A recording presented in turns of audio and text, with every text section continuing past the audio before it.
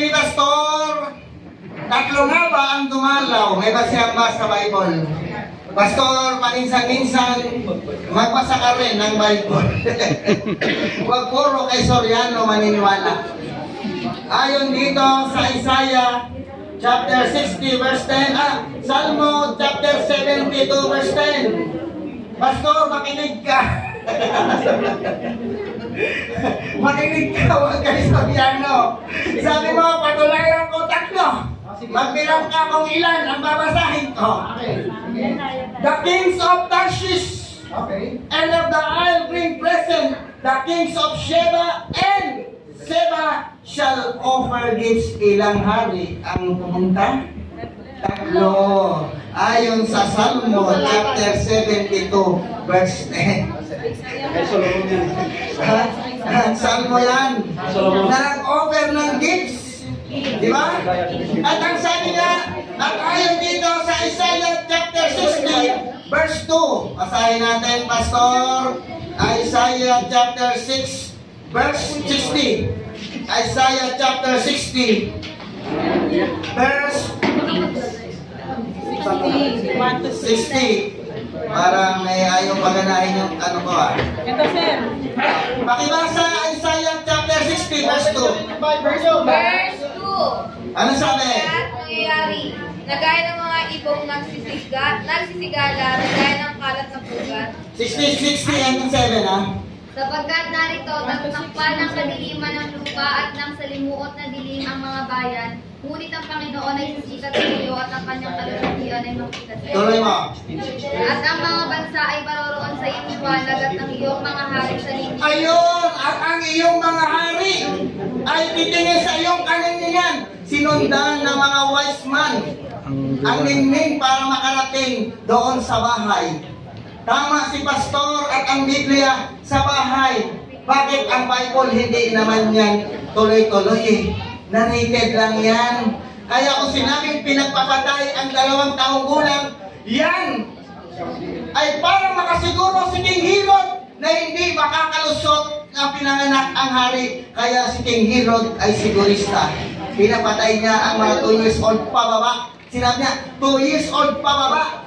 Ha? Hindi niya sinabing 2 years old lang. 2 years old pababa para makasiguro siya na mamatay yung haring isisilang na magkahari sa buong mundo. Kung babasahin mo ang konteksto, 2 years old pababa, hindi sinabing 2 years old lang.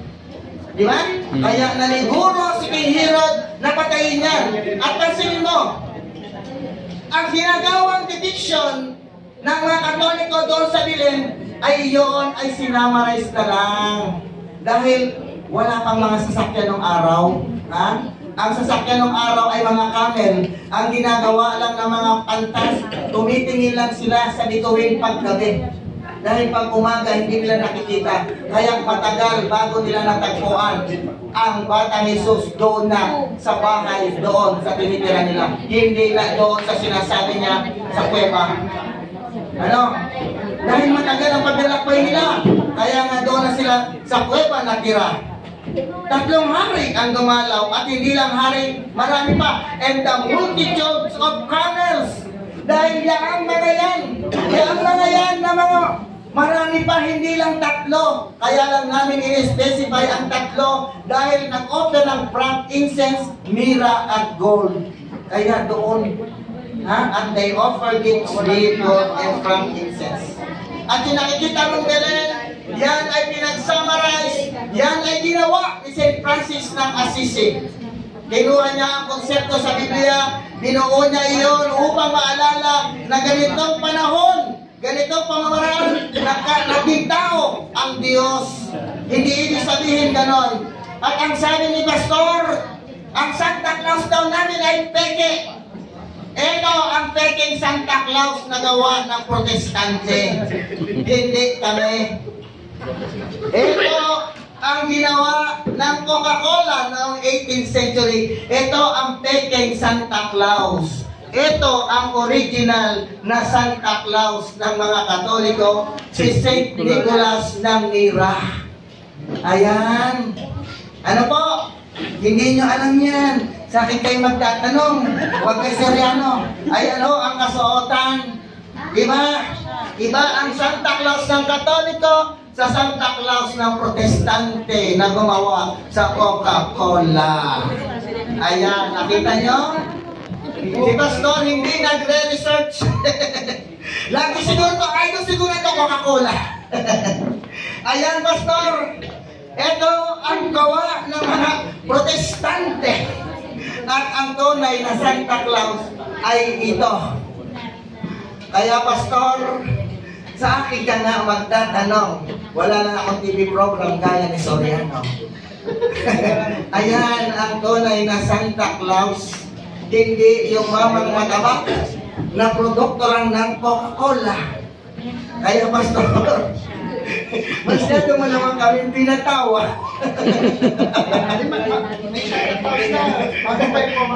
Yes! Nakita mo na? Hindi yun ang itsura. Pero ito, dahil ang mira, kung saan nangaral ang mga apostol, dahil si St. Nicholas ay doon ipinanganak sa mira. At ang mira ay matatagpuan sa Bible. Nagpunta ang mga apostol doon. At kami ay napadako sa lugar ng mira, kung saan si St. Nicholas naging bishop. Nakita mo na? Kaya ang Santa Claus namin, hindi yung mamang matabak na produkto ng Coca-Cola. Sablay. Pangalawa, Pastor, magtatanong ako bago ang lahat. Sino ba ang sineselebrate pag December 25 ng mga Kristiyano? Si Tamus ba o si Kristo? Actually, sa Katoliko, hindi si Kristo. Paano masabi? Sa kanila, akala nila si Kristo. Sino Katoliko? So hindi, Pero si Tamos na si Tamus. Ano ang batihan namin? Merry Tamus, Merry Christmas. Hindi, ginagamit nyo lang Hindi, Kristo. batihan namin. Hindi, batihan nyo, Kristo, pero hindi Ayo! naman talaga si Ay, Kristo. si Kristo yun. Salamat, Pastor. Ay, hindi ako masabi. Basta ikaw, pag binabati ka ba, Merry Tamus o Merry Christmas? Binabati nila ako kasi hindi nila alam eh. Ano ba? Merry Tamus o Merry Christmas? Binabati sa akin ng mga Katoliko. Ano? Merry Christmas. Ayun! Pero mali nga, man. Ayun, salamat. Hindi Tamus, Merry Christmas. O hindi kasi nila alam na si Tamos talaga. Ayun. Okay. Kailan? Pastor, Salamat. kailan pinanganak si Tamus? December 25. Okay. Next, tanong ko, yung December, yung bang yung tinatawag mong dedication, yung rededication ng Cheslev, anong araw yon? Anong, di ba Cheslev means December? Anong araw yon? Yung pinaselebrate nila yung Feast of Light o yung tinatawag na Hanukkah. Anong taon yung katumbas sa atin na sineselebrate ng mga Hudyo? Actually, December 25. Ayun naman pala. Hindi nga birthday ni Kristo. Mali nga ang concept ng Katoliko dyan. Hindi ko tinatanong kung birthday. Obvious na eh. Obvious na. Hindi ko tinatanong, ano bang petsa sineselebrate ang Feast of the Rededication o yung Hanukkah? Anong araw? Ang mga Hudyo, Oh. Kislev 25. Ayun, December 25. Feast of the Light. Wow, Sino ba ang light of the world? Si Kristo. Ayun, salamat. Light of the world si Kristo. Pero hindi siya truthful. Okay. Tanggap mo si Kristo nagse-celebrate ng December 25 ayon sa Biblia. Oo, pero hindi nag-regaluhan. Salamat. Hindi katulad ng ginagawa nyo. Sino? Kasama yung Protestante.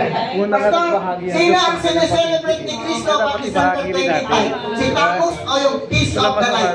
Hindi si Tamos yung Peace of Festival o Dedication of the Light. Ayun. Hindi sila nag-regaluhan. Hindi sila naghahanda. Masama pa na magregalo. Salamat, Pastor. Tapos na? Sama bang magregalo? Meron ba? Okay. Pastor, tanong. Masama bang ipagdiwang na December 25 ang kapanganakan ni Kristo? Masama po ba o hindi? Masama. Masama na ipagdiwang yan ng December 25. Kasi hindi Kapanganakan naman ni talaga Kristo. siya pinanganak yan. Kung masama pala ipagdiwang ang December 25, bakit pinagdiriwang ni Kristo ang December 25 ng Feast ng Hanukkah? Ganun masama pala yun. Hindi mo nakukuha yung sinasabi ko, Brother Mencho. You take it out of context na. Hindi sabi mo. Okay? Dapat marunong tayong mag-context. Uulitin ko. Kung ikaw ay mag-aaral ng Bible, alam mo kung paano gawin yan. Baliktad. Sabi mo, bawal mag-celebrate ng December 25. Bawal. Bakit si Kristo sinelebrate ang December 25? Kayong ayaw sa'yo bawal. hindi mo iniintindi yung sagot ko. Sabi ko, kaya niya sinelebrate yan. Kasi because may rededication ng temple. Hindi Christmas tree, hindi bigayan na regalo. Okay. Okay, tayo ko na po. Saka na yung Christmas tree na yan, marami rin akong nalang decoration. Sa'yo na, okay.